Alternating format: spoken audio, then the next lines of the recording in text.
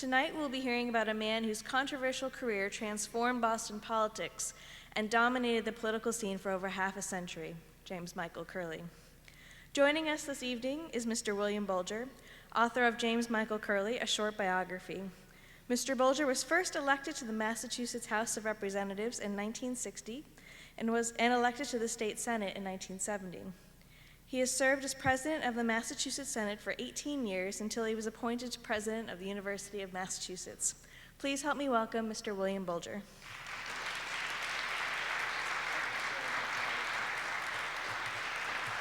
Thank you very much. Thank you very much, Eliza. I appreciate your generous introduction. It's very nice to be here. If anyone has a question at any point, feel free just to ask it. I don't mind being interrupted. And it will not break my train of thought because I know everything. And I welcome, by the way, a dear friend of mine, Bob Allison, who's a history professor over at Suffolk University. And it was from conversations with Bob Allison that I came to, with his help, write this book. We were talking a little bit about Curley and his influences on me, and I recognize that it's a matter of very limited kind of interest because Curley's a local figure and only was for a short while in the 30s on the national scene, but he was a favorite of mine. I grew up in South Boston where I still recall reading in the Boston Herald. Many of you have seen the Boston Herald. It's a little tabloid, and the Globe looks down at the Herald. But we in South Boston know that the Globe is just the Herald with verbs. And so there'll be a lot of that. And I can tell you this, that I came to appreciate Curley. I liked him. And I still remember reading in the Boston Herald that I think it was Cornelius Dalton telling the people in Boston that bad weather is predicted for Tuesday next, Election Day. And people in West Roxbury and in Brighton and places, he was describing all of the more enlightened parts of the city. And the Back Bay and Beacon Hill, they said, Dalton said, be out and be sure to vote on Tuesday, because if you don't vote, be assured of this: in South Boston, in the North End, in East Boston, in Charlestown, they will be trooping to the polls, and you know who they'll be voting for: James Michael Curley. And I can still recall feeling so proud of my neighbors because they were singled out for that kind of praise. They thought for themselves. They didn't care what the press said. And so I kind of had this liking for Curley. I thought of him as well, first of all, meeting with all of the disapproval of the press. And I thought of him as a person who thought for himself, made his own decisions, came to his own conclusions, and no one would deny that if Curley were the mayor of the city of Boston at any point, at least we all knew this, it was Curley who was the mayor, and no one else was running him. And I think that's a great tribute to him. And I had been telling my friend Bob Allison how many years ago, after 4 years at BC High School, I had gone to Boston College, and there I had a great professor. His name was Father Cal Thayer, to whom I dedicate this little book. Father Thayer was a Greek professor, and he was an eccentric. And I can tell you, I'm not giving anything away when I tell you it was Father Monin, the president of BC, who one day said to me, your friend Father Thayer is an eccentric. And so Father Thayer used to tell us, we'd study ancient Greek, the language, and we would also come to know everyone, the dramatists, Sophocles and Euripides, and the historians, Herodotus and Thucydides, and the leaders, the political leaders, Demosthenes and Solon, Pericles, And Father Thayer thought so much of them, he would tell us that if you know the ancient Greeks, he used to say, you don't have to know anyone else. I really liked that. And we would study it very hard. And one day, Father Thayer invited us to write compositions.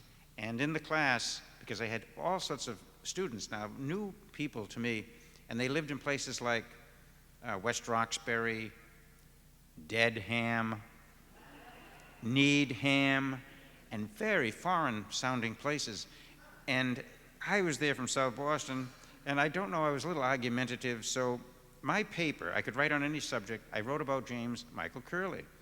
And I praised him no end, and also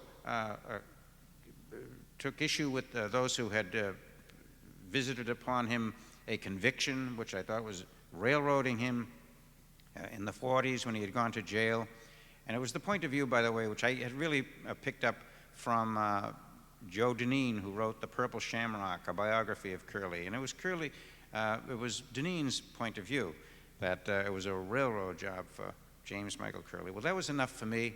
And anyway, I wrote the paper, and Father Thayer came back into the class a couple of days later, and he asked me in front of the class, he said, would you like to read that paper for the class?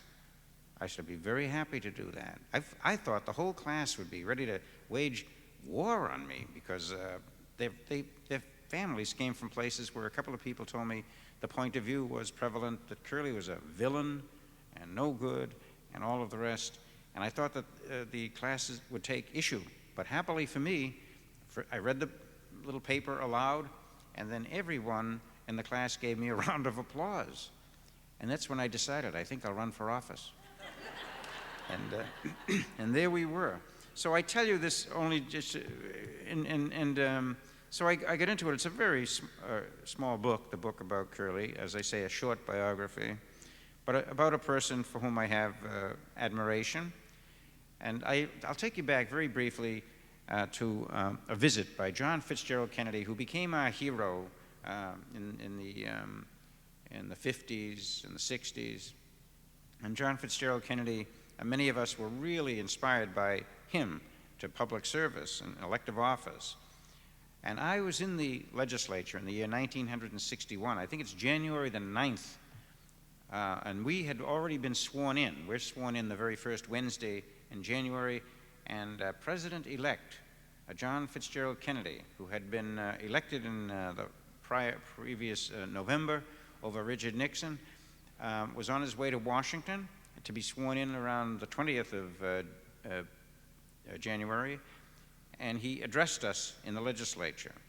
And I can sum it up very, very quickly. He spoke of it was his hope that when he went to Washington to render the public service that he had been called upon to give, he said, I hope that when the judgment of history is made upon me, he said, I hope that I and you and others who are public servants will measure up to four virtues.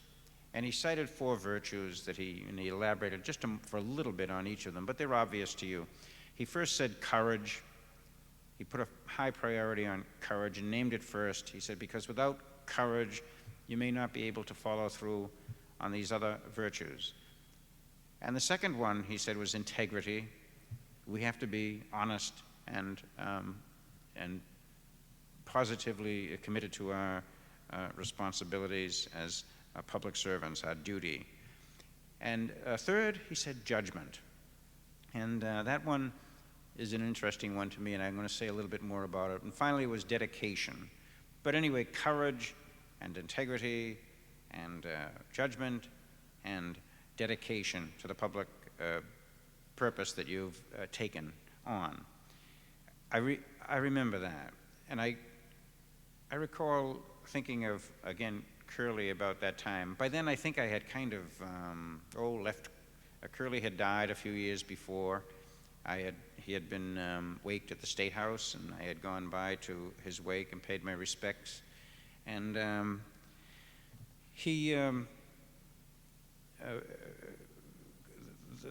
president-elect spoke of those qualities. And I thought, first of all, just a couple of things, and it'll get me into a little bit about Curley's background and what appealed to me.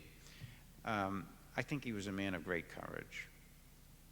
He's born in about 1874, and then someplace just when he's still in his 20s, just around 1901, he does something very bad, something he should not have done.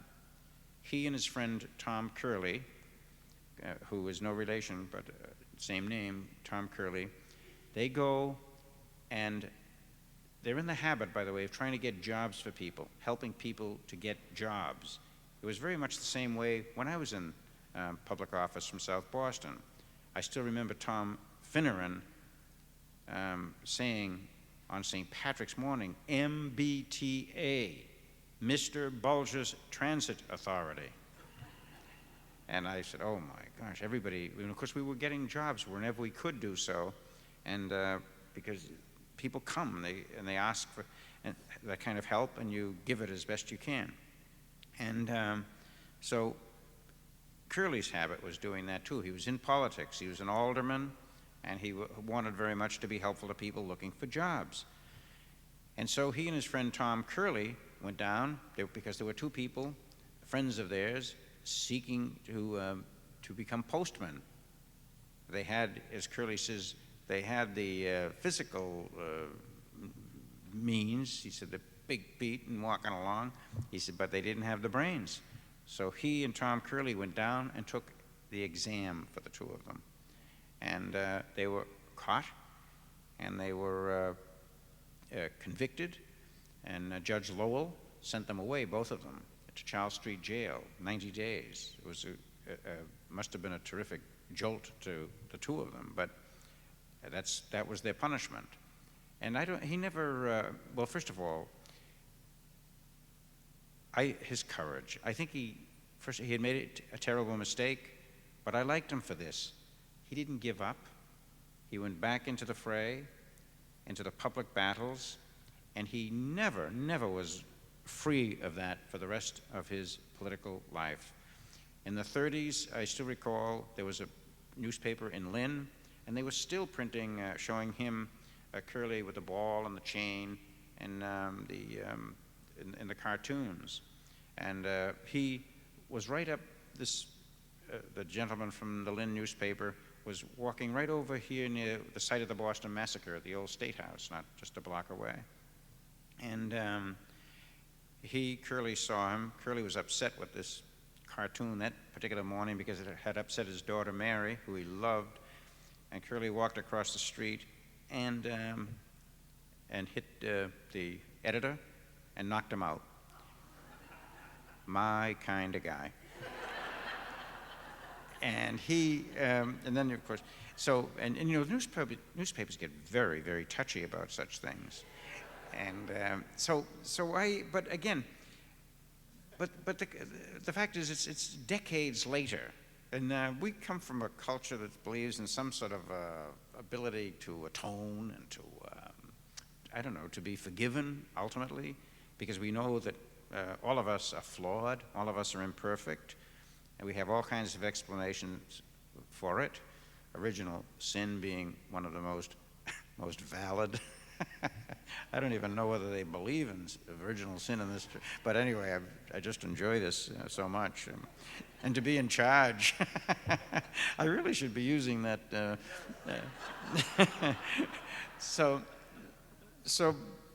But again, that's the sort of thing that went on in his life.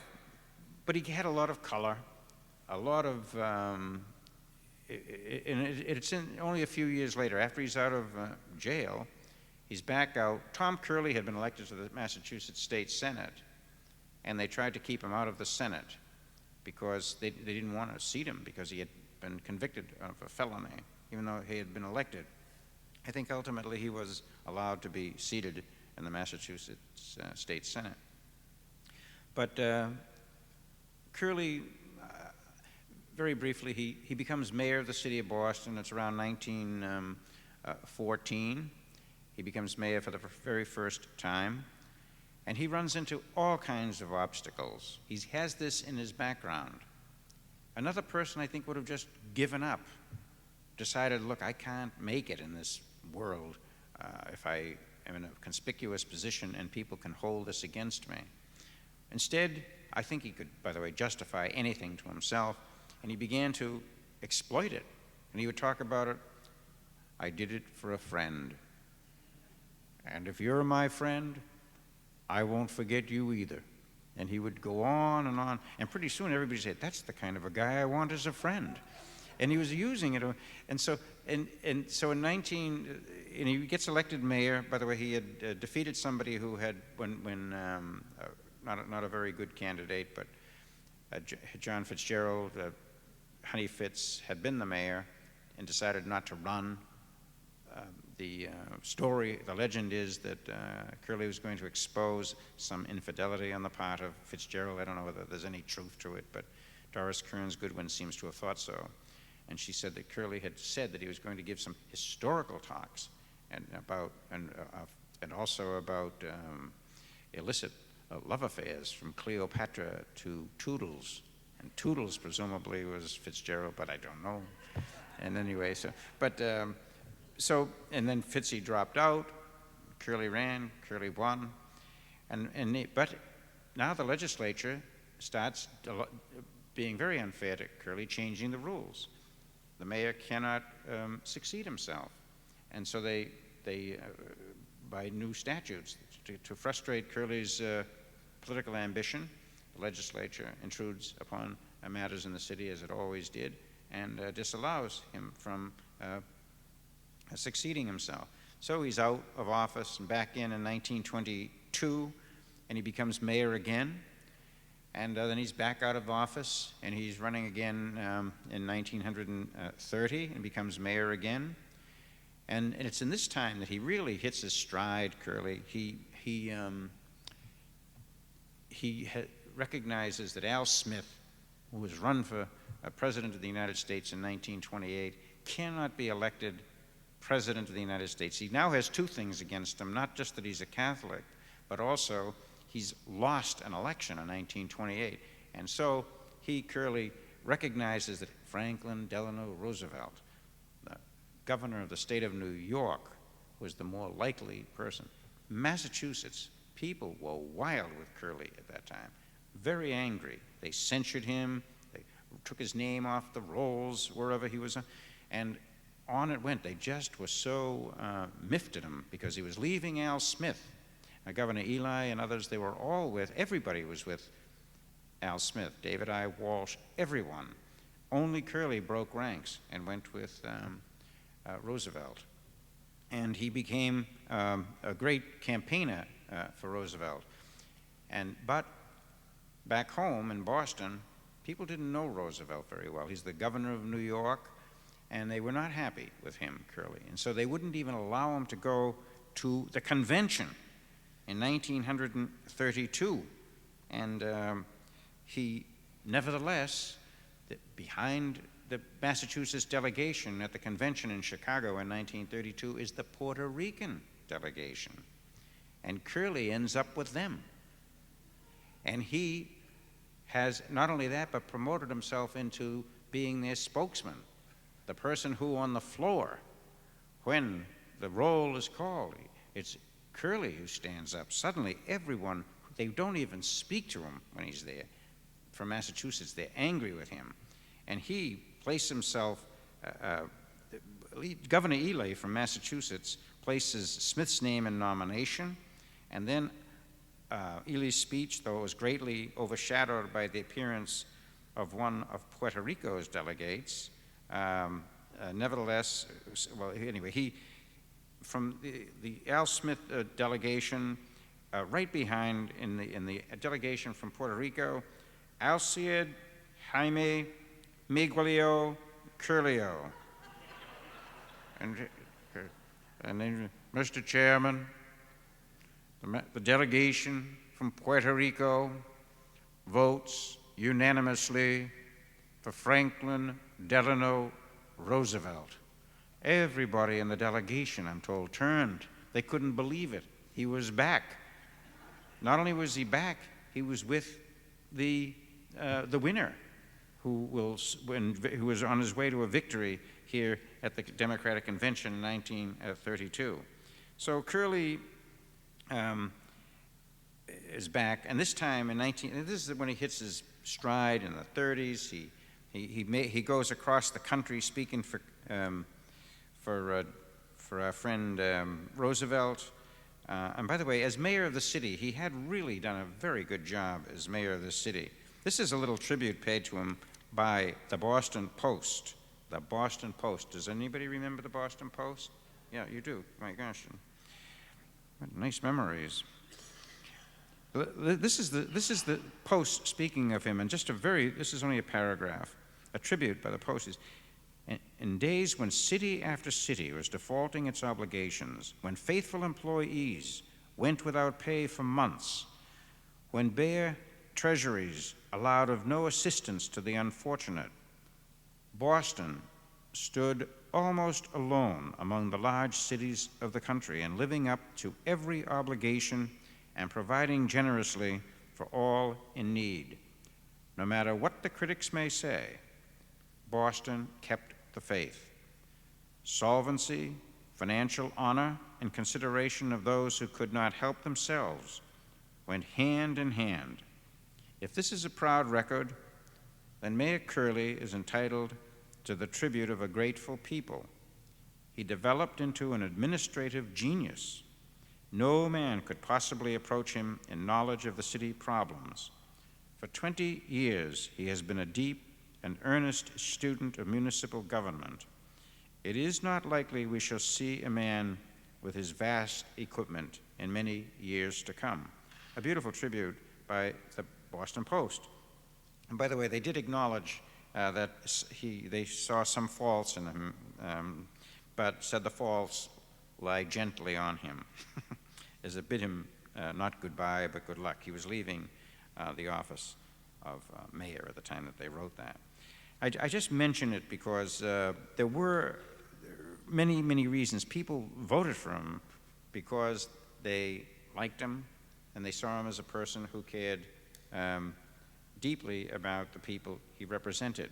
I think it was a very good time politically in this sense that before the huge amounts of money is spent for advertising and the rest, which really separate candidates from the people they represent. I mean, it's an advertising. They're selling a product now, and you really don't know the person. In fact, you know less and less because, and the more they're exposed through their own advertising, the less you can be sure of about the individual. And so, that's valid, do you think? And but anyway, and during the campaign of I'm always taking off James Michael Curley. You know, Curley, he loved John Boyle O'Reilly. You know, O'Reilly, the poet. O'Reilly was a fellow, he's lived a very short life, born in 1844 and died in 1890. He had been shipped in chains to Australia. And Curley used to have the poem, The Exile of the Gale. It's a long poem. No treason we bring from Erin, nor bring we shame nor guilt. The sword we hold may be broken, but we have not dropped the hilt. The wreath we bear to Columbia is twisted of thorns, not bays, and the songs we sing are saddened by thoughts of desolate days. But the hearts we bring for freedom are washed in a surge of tears, and we claim our right by a people's fight, outliving 1,000 years. The poem goes on and on. It's about 150 lines, and if you're not careful, you'll get them all tonight. I still remember, this is name dropping, coming back from Lowell in an automobile with Seamus Heaney, the Irish poet. And in the car, I had said something, I said, I memorized poems, and I said we had to memorize The Hound of Heaven, a 182-line poem. And I mentioned that in the car. I still remember Seamus Heaney, he's kind of shy, you know. And he looked, and he was very busy wiping the steam off the window and looking out. I only figured out in those moments that he was worried that I was going to inflict the whole 182 lines on him. He was too polite to say, don't do it, don't do it. But that was so I mentioned that it's, and by the way, John Boyle O'Reilly, everyone in my constituency would know John Boyle O'Reilly. And this is one on me, but I had liked a quote from Seneca. Seneca said, he's a Roman philosopher in the first century. And Seneca said that loyalty is the holiest good in the human heart. And Congressman Moakley, he said, write that down. He said, I like that. He never used these quotes. In fact, he would look at me as though I was strange, And I wrote it down. And Mary McGrory, remember Mary McGrory? She wrote me a letter. She said, Joe Moakley's been using a quote around here in Washington. Loyalty is the holiest good in the human heart. I asked him, where'd you get that? He says, oh, Bulger said that. And then later, Joe used to say it so frequently. We were good friends. He had grown up in the Old Harbor Housing Project. I was at 41 Logan. Joe was at 51 Logan Way. And he said it so frequently. Now, if you go down across from the St. Monica's Church at Columbus Park, right there on the pillar, carved into the granite, loyalty is the holiest good in the human heart. John Joseph Moakley. So don't believe a word you read, my fellow Democrat. No, so I mention that because, and let me just one little thing, one more paragraph about, Curley had a great speech he was using for Franklin Roosevelt all over the country. And this is the Forgotten Man speech. It's very famous. Everybody would know it. And it's not too long. This is not the whole speech, a long paragraph. Much has been said of the forgotten man. Naturally, I have been a bit interested in him myself. Some have asked, who is he, and where is he? And I have made it my business to make inquiry. To those who are unfamiliar with his existence, I want to say that within the last 30 days he could be found within the shadow of the national capital at Washington, to the number of 15,000 sleeping in the open. To those who might visit the greatest industrial city in the whole world, the city of Detroit, he might be found with his dependents to the number of 600,000 out of a population of 2 million, or almost 1 in every 3 of the men, women, and children in the city of Detroit. To those who might journey to the richest city in the entire world, the city of New York, he would find the forgotten man and his dependents in the number of 1,300,000, subsisting on public charity, victims in the richest land of the whole world of Hooverism. But Curley did the job and he did it well. And a few little things I liked about him very much. I went one time and visited his, he was very loyal to his spouse, Mary, first of all to his own mother. As a young fellow growing up, one of the reasons I liked him, when his father had died early, he was in a contest lifting a heavy object, or a piece of sidewalk actually, and he collapsed from it, he died. And Curley had to step into the breach as the son of Sarah Clancy Curley, the widow. And he held the family together, and he did everything, working day and night to keep things going. And they lived over in, everybody knows the area, in Southampton Street, the Boston City Hospital, as we always knew it. But these are the mud flats over there. It's a tough old area, and even now. And he lived there, and he gave his very best to his family. And he was very respectful of his mother. And I think the same thing carried into his life with his first wife, Mary Curley, and later, after she passed away, with his second wife, Gertrude Dennis Curley. And I had met Gertrude Dennis Curley, and I asked about him and what kind of, could you tell me anything personal about him? And she told me that when they were married at first, they were living over in the Jamaica Way in the house with the shamrock shutters. And she said one morning, bang on the door, banging and banging. There was somebody at the door, and I went to the door and opened it, and there was a woman there. And she had obviously been drinking, and she wanted to talk to the governor. I want to see the governor, I insist, and she wanted to see the governor. And of course in Massachusetts, you know, once you're the governor, you're always the governor. So, and she said, she turned and she could see Curley coming down the stairs, the famous spiral staircase. And she said, what shall I do? Shall I call the police? No, let me talk. And he opened the library door, escorted the lady into the library, and she sat and talked to him. And after about 10 or 15 minutes after conversation with the governor, and he had the ability to give her a few dollars, and that was his habit to do things like that. He opened the door, reopened the door of the library, and she stepped out. And Mrs. Gertrude Dennis Curley said to me, she said, that woman was transformed. She was so happy to have spoken with him. And she was walking out the door. She looked at me as though I were the intruder.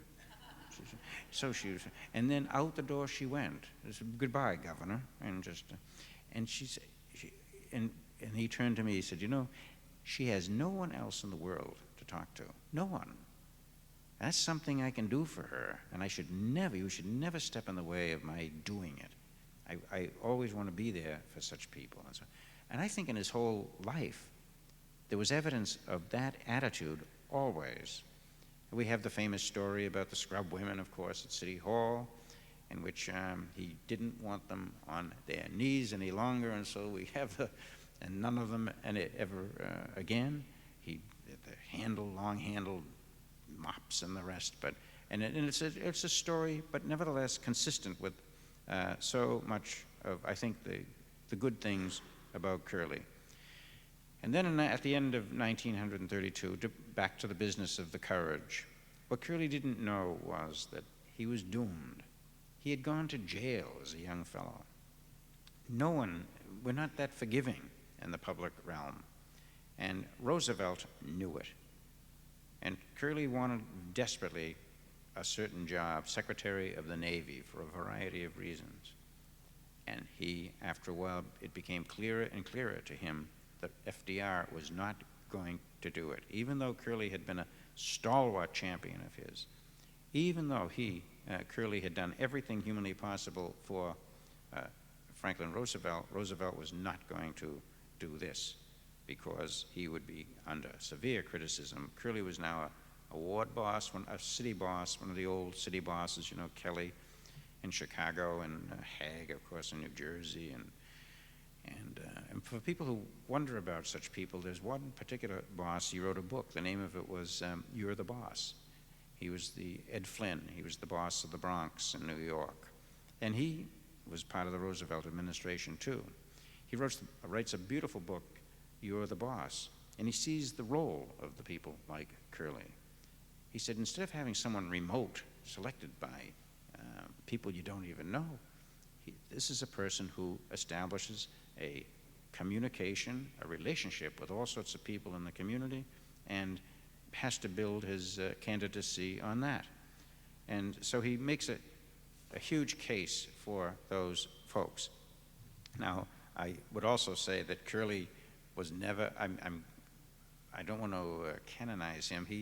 He would attack the city bosses when he'd be in battle with Martin LeMasney or in the West End, the Mahatma. He was a powerful figure over there.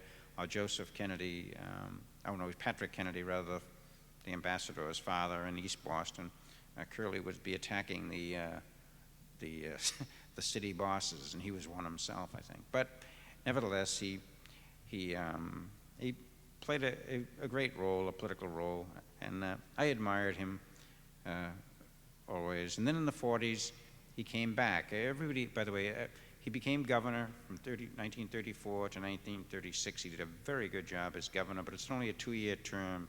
He was having great trouble with it, and he lost to several fights. He ran for the United States Senate against Henry Cabot Lodge, and he lost to Tobin for mayor a couple of times. But he, by the way, when he could not win, I want you to be able to ask questions, but he had people in Charlestown, East Boston. There's a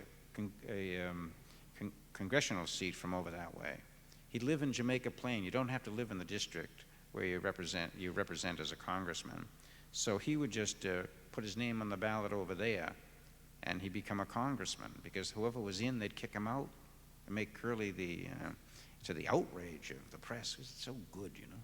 And I mean, that if you don't have anything else, there's a tribute to you.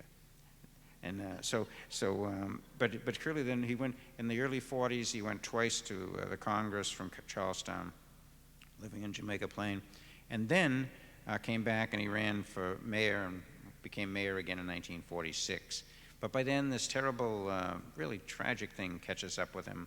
He had put his name on a masthead. He received no money.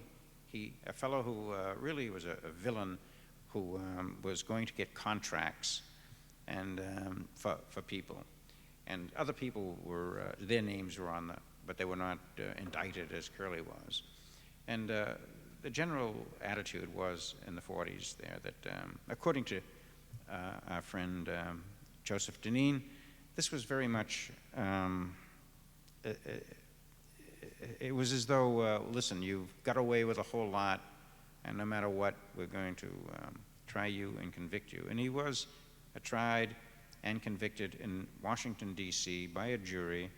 The Judge Proctor, did a very bad job. He didn't sequester the jury, didn't keep them in. He even had to tell them, don't look at the New York Times, don't look, not the New York Times, but rather Life magazine, don't look at Look magazine, each one of which was writing devastating things against Curley. And then the jury, I think its mind poisoned by this, they could not possibly, Deneen makes this point, they could not possibly have ignored what was being said in all of the public media. So, they deliberated 12 hours one day, and he sent them home, the judge did. They came back, they deliberated another 14 hours, and again he held them there. Somebody would have recognized that it's dangerous to have a jury that's being influenced, or at least could be influenced by outside influences. And ultimately there was a conviction, and he didn't survive the appeals or whatever. But my own sense of it is, and I recognize, by the way, he runs for office. All sorts of things I think are happening he's always running for office. And people, you could, if you were getting campaign contributions, it's my understanding, you could take them and use them personally, or you could use them to advance your candidacy. It's not what we would want. It's not the way we should be. And now there are strict rules on that, as there should be. And maybe that's one of the reasons he's running all the time.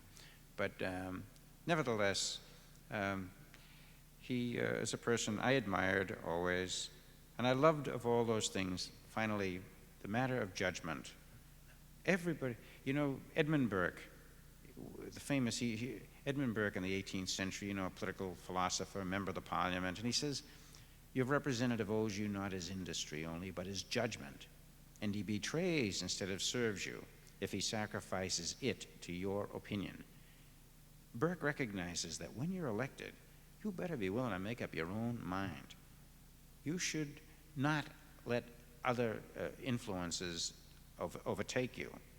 And it can come in the form of a bribe, as it sometimes does, regrettably, or it could even be an effort to really curry the favor of someone who can do something. And I find that sometimes that's what people are doing when they know the editorial point of view in the local. I still remember I had lunch one day with Tom Winship, who I liked. He was at the Boston Globe. And Winship said, come up and at least talk to the editorial board once. He says, you've been there for 12 years and you won't even come up and say hello. And I was there, by the way, 35 years, and I never went up and said hello.